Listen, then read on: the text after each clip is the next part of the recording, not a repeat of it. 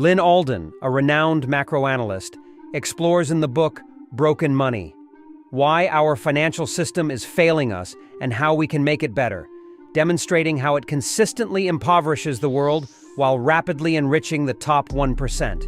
Alden highlights the era of energy abundance and technological progress, significantly improving people's lives, except for those outdated in the monetary system. She discusses how, despite the achievements, we continue to use fiat currencies with no intrinsic value, primarily sustained by faith in the government. However, this faith weakens when the government repeatedly prints money, leading to perceived scarcity. Inflated currencies like the Zimbabwean dollar, Lebanese pound, and Venezuelan bolivar exemplify this phenomenon. Alden, an advocate for smart money, proposes a return to a monetary system based on something like Bitcoin, the world's largest cryptocurrency, with a fixed supply and unique qualities. According to Alden, Bitcoin is the only viable substitute for the current system. The interview with Alden addresses the future based on the Bitcoin standard, emphasizing the urgent need for a transition to this system. It is recommended to watch the full video for a thorough understanding. Don't forget to subscribe to the channel and like the video. Let's go to the video to gain more insights into this significant change. There are more than 160 different currencies, each resembling a small bubble that is constantly depreciating, with different rates. Some of the more resilient currencies grow 6, 7, or 8% of the money supply annually. Currencies from many developing countries grow at 15, 20, and even 25%, and in some cases, more. Because of this, people are literally on a treadmill, where they need to constantly accelerate to earn more and more. They constantly think about what to do with their savings because they can't just keep them. They have to maintain them. Investing is the reason it's a treadmill people run on. Absolutely everything, but just at different speeds. In such a situation, personally, I don't see anything that really stands out except Bitcoin and specifically blockchain combined with its more decentralized variety.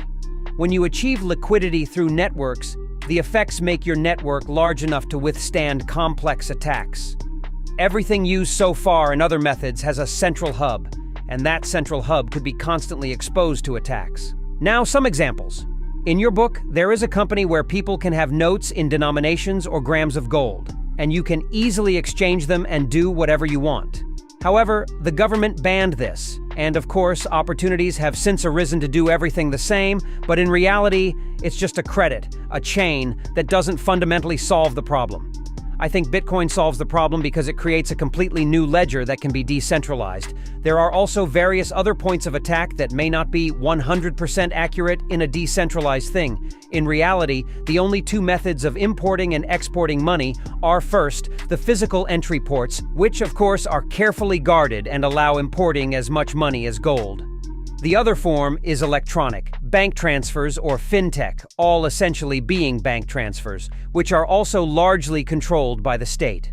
While Bitcoin, stablecoins can be sent to each other, even via video call. Display the QR code during the video call or send and transfer your money. So, although we're not all isolated in the technological world like North Korea, we can send money using cryptocurrencies anywhere, anytime. Remember the 12 words and send any amount of money anywhere in the world. This is the world we exist in now. The United States national debt has reached enormous levels, totaling $33 trillion currently, as America is one of the most indebted countries in the world. Liabilities are about 130% of the GDP forecast by trade economists. By the end of this year, we, from the United States Kong Budget Office, state that the United States is on an unsustainable fiscal path. Economic and financial problems will only worsen until we can leave them for later. The US dollar will become like the Venezuelan bolivar. Boulevard in Olson's interview also addresses the issue of critics who believe that, as the dollar is the world's reserve currency, we can afford to print it as much as we want, for the longest time possible, without any serious consequences in the end. In the 80s and early 90s, concerns of the past century about debt reached their peak. It was the spirit of the time, so in the late 80s, national debt rose and grew. At that time, the largest independent presidential campaign in modern history was held based mainly on the theme of debt. It was to understand, and if you look at interest expenses in absolute terms and as a share of expenses in the economy, it makes sense. Because it was like taking off, people looked and thought it would continue like this further. But what many did not expect was that soon we would enter a 30-year period of strong deflation. In the 80s, China began to open up to the world, and in the 90s, the Soviet Union fell, opening access to resources and labor. The globalization of labor productivity has become a deflationary factor. This allowed the industry to decline much less than anyone could imagine at that time. So, despite the fact that throughout this time we had aspirations to increase debts, it was also offset by steadily reducing interest rates. But as we approach zero, and for some time we will move forward, and then we will recover because it is financial. Activity increases, and demographic indicators are worsening. We will return to the period of the late 80s and early 90s when interest costs were rising rapidly. Even if no one continues to raise interest rates, even if they are now moving sideways between 0% and 6%, the fact that we continue to accumulate new debts and with them uncompensated interest rate deficits. Not to mention the fact that if the government starts structuring them, the increase will essentially make the situation even more unacceptable. So we will have a huge deficit caused by interest rates with no possibility of offsetting it. And in fact, more of a phenomenon in the USA than the rest of the world. Japan and the USA are in this situation. Europe is more mixed because there is slower growth. So what is this really? Why are we now frequently observed in developed countries? And I think in the last 30 years, people have become very calm about it, believing that this is the golden age of the world and that exponential growth will continue even more, even if the world does not become more chaotic. Even if we are in a third world war, or if the status quo begins to appear stagnant and we have already taken advantage of much of labor and resource arbitrage, then we will simply keep everything at the same level. But they are. Things like artificial intelligence and new technologies can still provide a strong distillation or pulse. But in reality, they take us back to the previous energy point.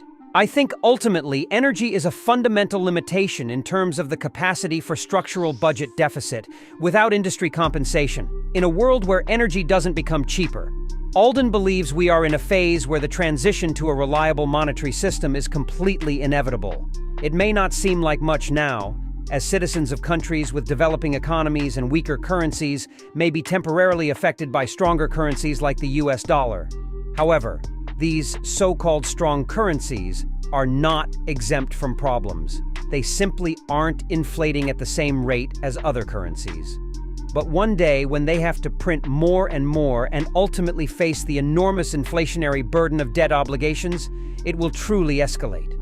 So the world won't be able to rely on the dollar to maintain well-being when this day comes. And according to Alden, this day will happen much sooner than everyone thinks.